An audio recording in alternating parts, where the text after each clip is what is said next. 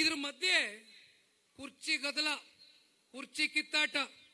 ನಾನು ಮುಖ್ಯಮಂತ್ರಿ, ನೀನು ಮುಖ್ಯಮಂತ್ರಿ, ನನಗೆ 40 ಜನ ಸೈನ್ ಹಾಕ್ಬಿಟ್ಟವ್ರೆ, ನನಗೆ 60 ಜನ ಅವ್ರೆ, ನಾನೊಂದು 20 ಜನ ನನ್ನ ಶಕ್ತಿ ತೋರಿಸ್ತೀನಿ, ಫ್ಲೈಟ್ ಹತ್ತಿಸ್ತೀನಿ, ಫಾರಿನ್ ಕಳಿಸ್ತೀನಿ.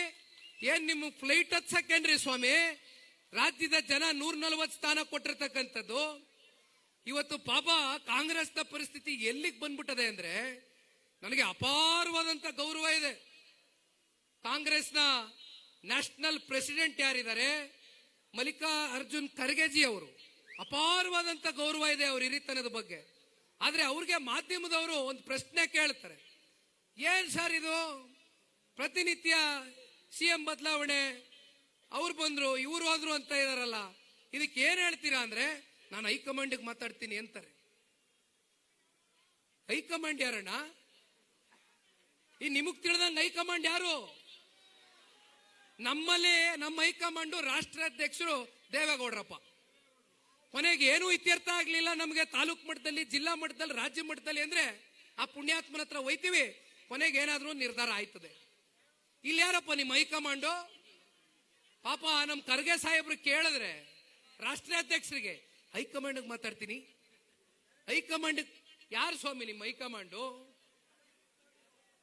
ಯಾಕ್ರಿ ಪಾಪ ನಮ್ ಖರ್ಗೆ ಸಾಹೇಬ್ರನ್ನ ಸುಮ್ನೆ ಮೂಗು ತುಪ್ಪ ಸೌರೋದಕ್ಕೆ ರಾಷ್ಟ್ರೀಯ ಅಧ್ಯಕ್ಷರು ಅಂತ ಕರ್ಕಂಡ ಕೂರಿಸಿ ಪಾಪ ಆ ಸ್ಥಾನಕ್ಕೆ ಗೌರವ ಕಳಿತೀರಲ್ರಿ. ಆ ಸ್ಥಾನದ ಜೊತೆ ಪಾಪ ಅಷ್ಟು ವರ್ಷ ರಾಜಕಾರಣ ಮಾಡ್ಕೊಂಡ್ ಬಂದವ್ರೆ, ಆ ಸಲಿ ಶಾಸಕರಾಗವ್ರೆ, ಆ ಸಲಿ ಸಂಸದರಾಗವ್ರೆ. ಬೆಲೆ ಇಲ್ವಲ್ರಿ ನಿಮ್ ಕಾಂಗ್ರೆಸ್ನಲ್ಲಿ? ಮಾತೆತ್ತಿದ್ರೆ ಪಾಪ ಸಂಸತ್ನಲ್ಲಿ ಹೇಳ್ತೀರಿ, ಸದನದಲ್ಲಿ ಹೇಳ್ತೀರಿ.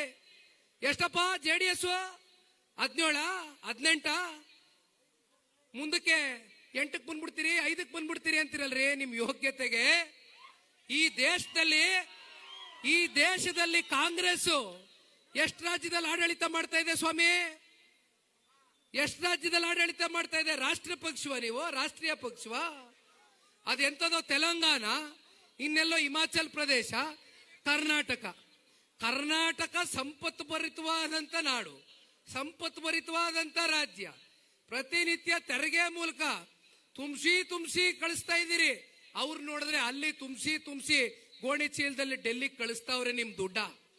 ಅರ್ಥ ಮಾಡ್ಕೊಳ್ಳಿ ದಯವಿಟ್ಟು. ಕಾಂಗ್ರೆಸ್ನವ್ರಿಗೆ ಹೇಳ್ತೀನಿ, ಮುಂದೊಂದು ದಿನ ಜನತಾದಳ ಪಕ್ಷದ ಬಗ್ಗೆ ನೀವು ಚಿಂತೆ ಮಾಡೋದು ಬೇಡ. ರಾಷ್ಟ್ರೀಯ ಪಕ್ಷ ಅಂತಕ್ಕಂಥದನ್ನ ತೆಗೆದು ನೀವು ಇನ್ನೇನಾದ್ರೂ ಹೊಸ ನಾಮಕರಣ ಮಾಡ್ಕೊಳ್ತಕ್ಕಂಥದ್ದು ಸೂಕ್ತ. ಈ ದೇಶದಲ್ಲಿ ಸಂಪೂರ್ಣವಾಗಿ ಇನ್ನ 3 ರಿಂದ 4 ಚುನಾವಣೆಗಳಿದೆ ಬೇರೆ ಬೇರೆ ರಾಜ್ಯದಲ್ಲಿ. ನಿಮ್ ಪರಿಸ್ಥಿತಿ ಏನಾಗ್ತದೆ ಪಾಪ ಕೇಳ್ತೀರಿ. ಜಾತ್ಯತೀತ ಜನತಾದಳ, ಜಾತ್ಯತೀತ ಸಿದ್ಧಾಂತ ಇಲ್ವಂತೆ. ಮಹಾರಾಷ್ಟ್ರದಲ್ಲಿ ಯಾರನ್ನ ಕೇಳ್ಬಿಟ್ಟಪ್ಪ NCP ಜೊತೆ ಶಿವಸೇನಾ ಜೊತೆ ಹೋಗ್ಬಿಟ್ಟು ಮಾಡಿದ್ದು ನೀವು ಕಾಂಗ್ರೆಸ್ನವರು? ಎಲ್ಲಪ್ಪ ಆಯ್ತು ನಿಮ್ಮ ಐಡಿಯಾಲಜಿ? ಮಾರ್ಕೊಬಿಟ್ರಾ ನಿಮ್ಮ ಐಡಿಯಾಲಜಿನ? ಅವತ್ತು ಜನತಾದಳ ಪಕ್ಷದ ಬಗ್ಗೆ ತಲೆ ಕೆಡಿಸ್ಕೋಬೇಡಿ. ಈ ಪಕ್ಷ ಏನಾದ್ರೂ ಭಾರತೀಯ ಜನತಾ ಪಾರ್ಟಿ ಜೊತೆ ಕೈ ಜೋಡಿಸಿದ್ರೆ ಈ ದೇಶದ ಮತ್ತೆ ಈ ರಾಜ್ಯದ ಸಮಗ್ರ ಅಭಿವೃದ್ಧಿಯ ದೃಷ್ಟಿಯಿಂದ ಹೊರತುಪಡಿಸಿ ಇವತ್ತು ನಿಮ್ ತರ ಸ್ವಾರ್ಥಿಗಳಾಗಿ ಇವತ್ತು ಜನತಾದಳ ಪಕ್ಷದ ದೇವೇಗೌಡರು ಸಾಹೇಬರಾಗ್ಲಿ, ಕುಮಾರಣ್ಣ ಅವರಾಗ್ಲಿ ನಿರ್ಧಾರ ತಗೊಂಡಿಲ್ಲ. ಇನ್ನು ಬಹಳ ಅದೇ ಮಾತಾಡೋದು, ದಯಮಾಡಿ ಬೇಡ. ಮಹೇಶ್ ಅಣ್ಣ ಅವ್ರು ಮಾತಾಡ್ಲಿ. ಮತ್ತೆ ಇನ್ನೊಂದು ದೊಡ್ಡ ಮಟ್ಟದಲ್ಲಿ ಒಂದು ಸಮಾವೇಶವನ್ನ ಕಾರ್ಯಕರ್ತರಿಗೋಸ್ಕರ ಮಾಡಬೇಕು ಅಂತಕ್ಕಂಥದ್ದು ಪಕ್ಷ ತೀರ್ಮಾನ ಮಾಡದೆ. ಹಾಸನದಲ್ಲಿ ನೀವು ನೋಡಿದ್ದೀರಿ, ಕಿತ್ತೂರು ಕರ್ನಾಟಕ ಅಂದ್ರೆ 7 ಜಿಲ್ಲೆಗಳು ಸೇರುತ್ತೆ. ಆ 7 ಜಿಲ್ಲೆಗಳಲ್ಲೂ ಕೂಡ ಒಂದು ದೊಡ್ಡ ಸಮಾವೇಶವನ್ನ 27ನೇ ತಾರೀಕು ಪಕ್ಷದ ಕಡೆಯಿಂದ ಹಮ್ಮಿಕೊಂಡಿದ್ದಾರೆ. ಹಾಗಾಗಿ ಮತ್ತೆ ಮೈಸೂರು, ಮಂಡ್ಯ ಅನೇಕ ಭಾಗಗಳಲ್ಲಿ ಸಮಾವೇಶವನ್ನ ಮಾಡ್ತೇವೆ. ಇವತ್ತೇನಿಲ್ಲಿ ಬಂದಿದ್ದೀರಿ, ಬಹುಶಃ ಮುಂದೊಂದು ದಿನ ಸಮಾವೇಶದ ಸಮಯ ನಿಗದಿ ಆದ ನಂತರ ದಯಮಾಡಿ ತಮ್ಮೆಲ್ಲರಿಗೂ ಕೂಡ ಈ ವೇದಿಕೆ ಮೂಲಕ ಕೇಳ್ಕೊಳ್ಳಿಕ್ಕೆ ಬಯಸ್ತೇನೆ.